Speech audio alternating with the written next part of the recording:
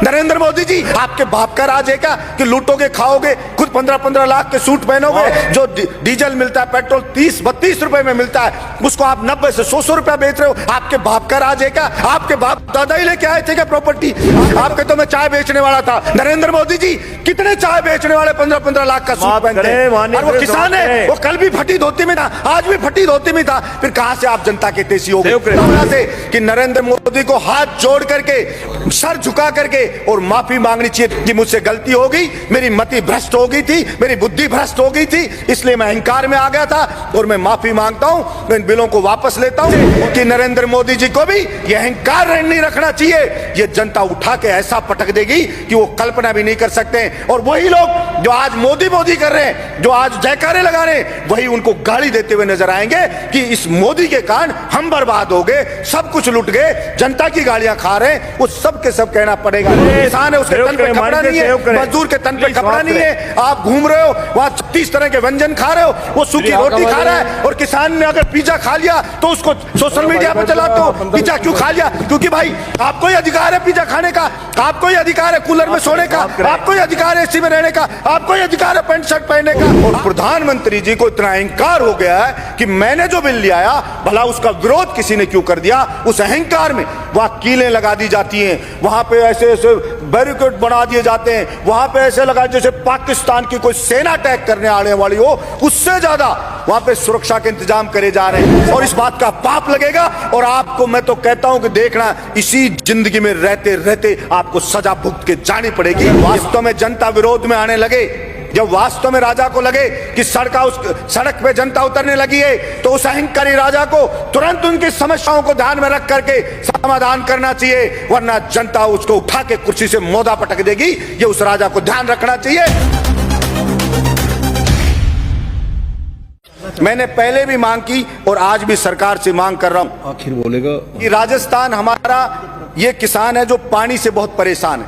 हमारा बहुत सा क्षेत्र डार्क जोन में, मैंने पहले भी कहा कि सड़कों पे बजट दे रहे हैं, दूसरी चीजों पे बजट दे रहे हैं। आप नदियों का पानी जो व्यर्थ बह जाता है बरसात के दिनों के अंदर, अगर उस पानी को ही लाया जाए, चंबल ही है हमारे यहाँ, चंबल भी खतरे के निशान से बहती है सभापति महोदय। बारिश के दिनों में यमुना का पानी है, वो खतरे के निशान से यमुना बहती है। हरियाणा के अंदर पंजाब वाले पानी छोड़ देते हैं नहरों में, वो लोगों के खेतों में भर जाता है पानी। और वो वहां का जो कोई एमएलए का चुनाव लड़ता है, वो ये कहता है कि मैं आपके खेत में ये पानी नहीं आने दूंगा, ज्यादा आपकी फसल खराब नहीं होने दूंगा, मैं इसको रोकूंगा। मैं कहना चाहता हूं, एक तरफ तो वहां पे बाढ़ आ रही है, यहाँ बिहार में देखते हैं कि लोग मर रहे हैं, उस बाढ़ से राहत के लिए कोस दिया जाता है, और दूसरी तरफ राजस्थान का किसान पिसाया मर रहा है, राजस्थान की जनता पिसाई मर रही है।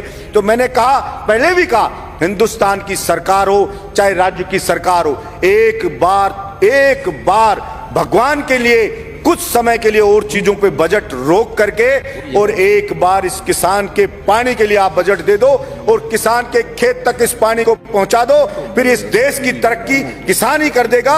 और जो किसान के बेटे हैं, बेरोजगार हैं, उनको आप रोजगार दे दो, किसान की फसल को खरीद लो, किसान को सस्ते दाम पे डीजल दे दो, किसान को बिजली मुफ्त दे दो, गरीब को बिजली मुफ्त दे दो। तो वो जब वो खुशहाल हो जाएगा सभापति महोदय, किसान खुशहाल हो जाएगा, मजदूर खुशहाल हो जाएगा, तो फिर अपने आप ही देश खुशहाल हो जाएगा। लेकिन यहाँ पता नहीं, मैं समझता हूं देश को खुश करने का मतलब सरकारें क्या समझती हैं। देश जो बना है वो यहाँ पे रहने वाले लोगों से सभापति महोदय देश बना है। अगर वहां के लोग खुश नहीं है, अगर वहां के लोग संतुष्ट नहीं है, तो वो देश पर कैसे खुशहाल हो सकता है? सिर्फ झूठे नारे लगाने से, झूठी बातें करने से कोई देश खुश नहीं हो जाता। सभापति महोदय, किसान पढ़े, अलग अलग बॉर्डर पे पड़े, 2 मिनट में कर रहा हूं सभापति महोदय, अलग अलग बॉर्डर पे पड़े, बच्चे उनके बैठे हैं, महिलाएं वहां पे बैठी हैं, विनती कर रहे हैं बेचारे कि साहब ये 3 जो बिल लाई है केंद्र सरकार, इससे हम बर्बाद हो जाएंगे, हमारी मंडियां बर्बाद हो जाएगी। प्रधानमंत्री जी, इन 3 बिल को वापस ले लो।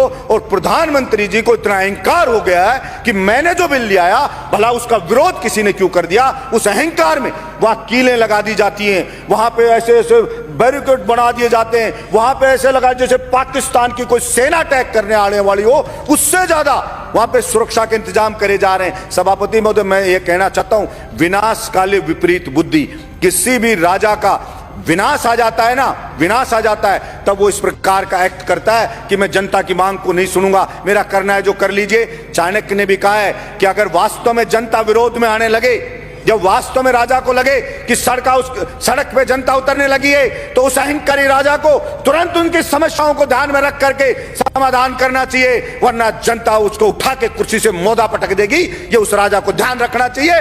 मैं कहना चाहता हूं मेरे इस सदन से कि नरेंद्र मोदी जी को भी ये अहंकार नहीं रखना चाहिए। ये जनता उठा के ऐसा पटक देगी कि वो कल्पना भी नहीं कर सकते। और वही लोग जो आज मोदी मोदी कर रहे हैं, जो आज जयकारे लगा रहे हैं, वही उनको गाली देते हुए नजर आएंगे कि इस मोदी के कारण हम बर्बाद हो गए, सब कुछ लुट गए, जनता की गालियां खा रहे हैं। वो सब के सब कहना पड़ेगा।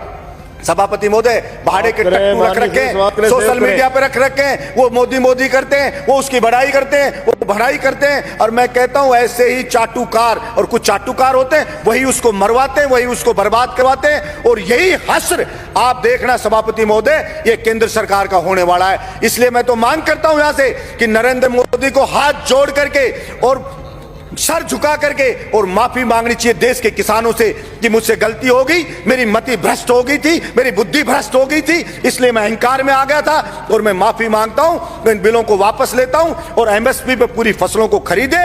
और जो डीजल पेट्रोल पे टैक्स लगा रखा है दुनिया भर का, सभापति महोदय, जो डीजल मिलता है, पेट्रोल 30-32 रुपए में मिलता है, उसको आप 90 से 100 रुपया बेच रहे हो। आपके बाप का राज है क्या कि लूटोगे, खाओगे, खुद 15-15 लाख के सूट पहनोगे, और किसान है उसके तन पे कपड़ा नहीं है, मजदूर के तन पे कपड़ा नहीं है, आप घूम रहे हो वहां 36 तरह के व्यंजन खा रहे हो, वो सूखी रोटी खा रहा है। और किसान ने अगर पिज्जा खा लिया तो उसको सोशल मीडिया पे चलाते हो, पिज्जा क्यों खा लिया? क्योंकि भाई आपको ही अधिकार है पिज्जा खाने का, आपको ही अधिकार है कूलर में सोने का, आपको ही अधिकार है एसी में रहने का, आपको ही अधिकार है पैंट शर्ट पहनने का। आपके बाप दादा ही लेके आए थे क्या प्रॉपर्टी? आपके तो मैं चाय बेचने वाला था।